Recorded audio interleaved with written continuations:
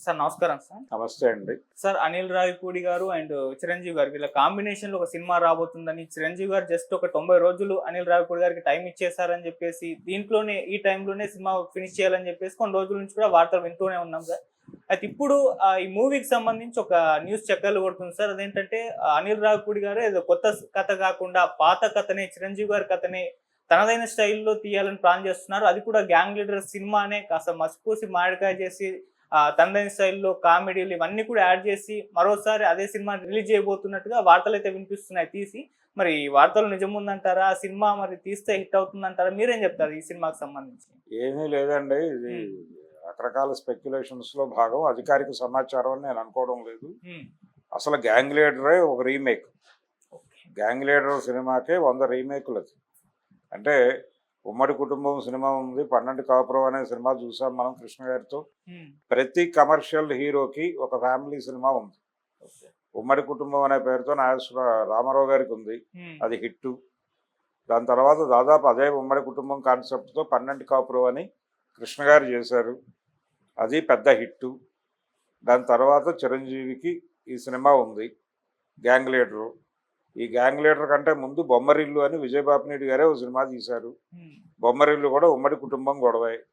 పెద్దన్న ఇరుక్కుంటాడు, పెద్దన్నని ఎలా బయటకు తీసుకురావాలి అనే కాన్సెప్టే 'బొమ్మరిల్లు' ఉమ్మడి కుటుంబం కాన్సెప్ట్నే కొంచెం మార్చి 'గ్యాంగ్ లీడర్' అని తీశాడు ఆయన.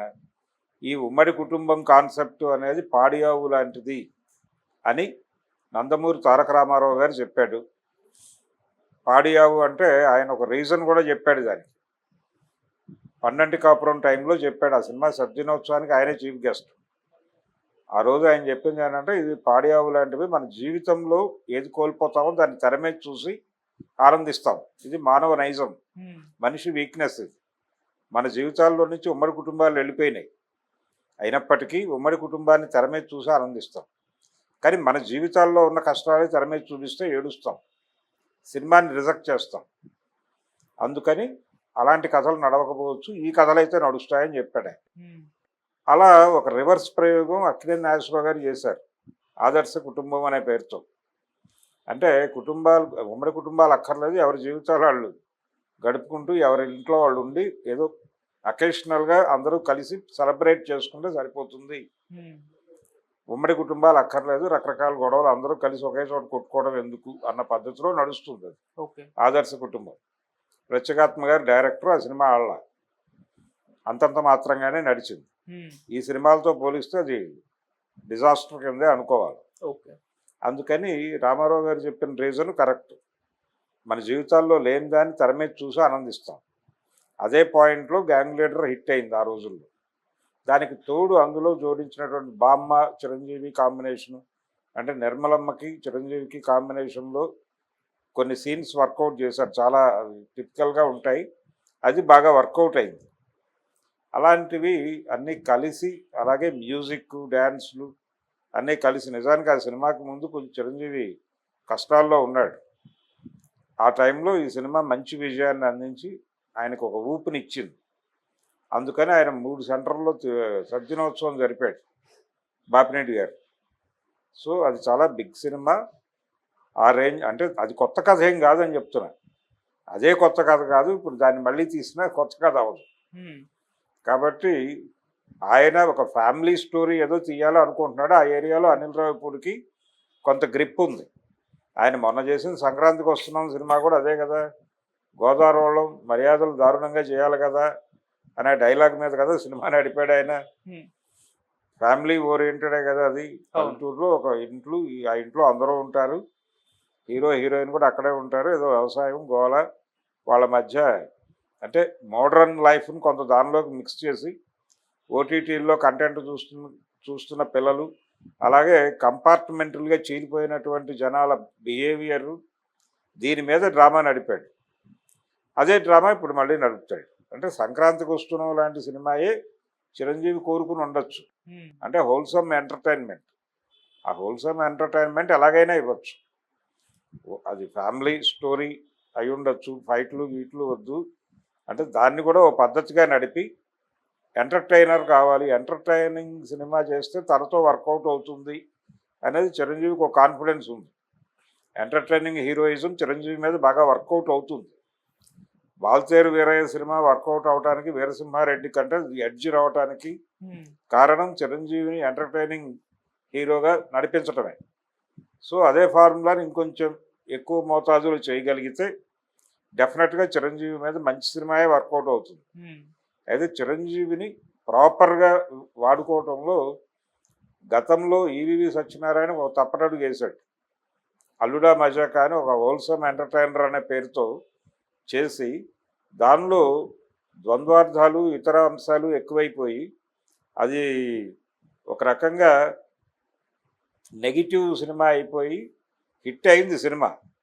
సినిమా హిట్ అయింది కానీ కాంట్రవర్షియల్ హిట్ అయింది. ఆ కాంట్రవర్షియల్ హిట్ కాకుండా కొంచెం అదొక ప్రమాదం ఉంది దీనిలో. అంటే హలో బ్రదర్ లాంటి సినిమా ఎక్స్పెక్ట్ చేశారు ఈవీవి చిరంజీవి కాంబినేషన్లో. హలో బ్రదర్ నాగార్జున కాంబినేషన్లో ఈవీవి చేసిన పెద్ద హిట్. దాని తర్వాత పెద్ద హీరోతో చేసిన సినిమా ఇదే ఆయన అల్లుడా మజాకా. అక్కడ కొంచెం లైన్ దాటి లక్ష్మి గారు అలాగే ఇద్దరు పిల్లలు ఈయన డ్యాన్స్ ముగ్గురితో అదో గోల పెట్టేసి కాంట్రవర్షియల్ చేశాడు సార్.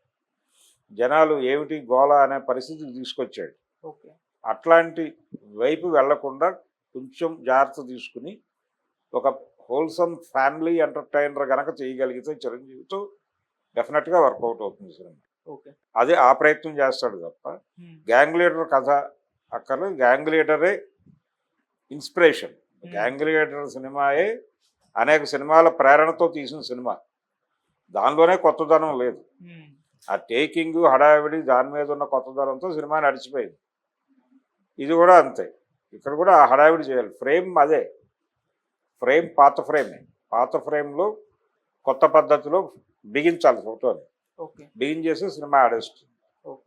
అనిల్ రావిపూడి మీద చిరంజీవి గారికి చాలా హోప్స్ అయితే ఉన్నాయి. అది ప్రూవ్ చేసుకోవాల్సిన రెస్పాన్సిబిలిటీ తనకుంది. ఆయన దాన్ని కాన్ఫిడెంట్గానే తీసుకుంటున్నాడని అనిపిస్తోంది.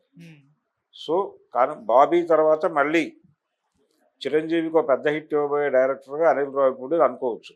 అండ్ 90 రోజులే టైం ఇచ్చారని చెప్పేసి వార్త వైరల్ అవుతుంది సార్. మరి అంత తక్కువ టైంలో సినిమా తీసేస్తారా అనిల్ రావిపూడి గారు? 90 రోజులు చాలా ఎక్కువ అండి. 3 నెలలు. 3 నెలలు ఎక్కడిచ్చేవాళ్ళు. గతంలో సినిమాలు రామారావు గారు అడవి రాముడు లాంటి సినిమాకే 40 రోజులు 50 రోజుల్లోపు ఇచ్చాడే. మ్యాక్సిమం 60, అంటే 2 నెలలు మ్యాక్సిమం. అంతకు మించి ఏం చేసుకుంటారు డేస్ అన్న పద్ధతిలో. రోజుకి అలా వెళ్ళిపోద్ది. స్క్రిప్ట్ పక్కగా ఉంటే టైం తీసుకోకుండా తీసేస్తాయి. కమర్షియల్ సినిమా, ఫార్ములా సినిమాలు దీనికి మొత్తం ముందే ప్రిపేర్ అయి ఉంటారు కాబట్టి హీరో డేట్స్ ఆర్ సఫిషియంటే. 90 డేస్లో సినిమా చేయటం అనేది పెద్ద కష్టసాధ్యమైన విషయం ఏం కాదు. ఈజీగానే చేయొచ్చు. గతంలో 90 రోజుల్లో 2 సినిమాలు కంప్లీట్ చేసిన వాళ్ళు కూడా ఉన్నారు. కాబట్టి ఒక్కసారి పాత ఆనాటి మెడ్రాస్ రోజుల్ని తలుచుకుని కొట్టేస్తారు, ఏం కాదు. అలా చేసి హిట్ అయిన సినిమాలే ఇవన్నీ. గ్యాంగ్ లీడర్ కూడా అదే. గ్యాంగ్ లీడర్ కూడా 8 సంవత్సరాలు తీసిన సినిమా ఏం కాదు. అప్పుడు వేరు ఇప్పుడు వేరు సార్. ఏం వేరు? టెక్నాలజీ కూడా పెరిగిపోయింది. అవునండి, టెక్నాలజీ పెరిగితే అదే కదా. హీరో డేట్స్ ఇస్తానంటున్నాడు కానీ 90 రోజులు ఇస్తున్నాడుగా. ఇంకేంటి ప్రాబ్లం?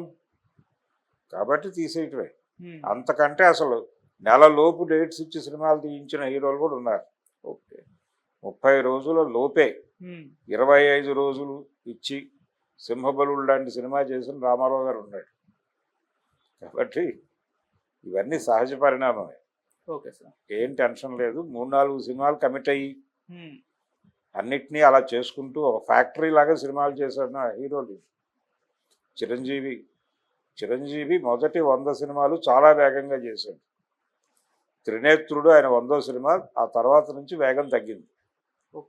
కొంచెం కేర్ తీసుకుని సినిమాలు చేయడం మొదలుపెట్టాడు. ప్రారంభంలో ఆయన ఒకే రోజు 2 సినిమాలు రిలీజ్ అయిన సందర్భాలు కూడా ఉన్నాయి కదా. పట్నం వచ్చిన పచ్చిబ్రతలు, రోషగాడు ఇలాంటివి 2 సినిమాలు ఒకే రోజు రిలీజ్ అయిన సందర్భాలు ఉన్నాయి ఆయన జీవితంలో. కృష్ణ గారికి అలాంటివి 2-3 సార్లు క్లాషెస్ అయినాయి.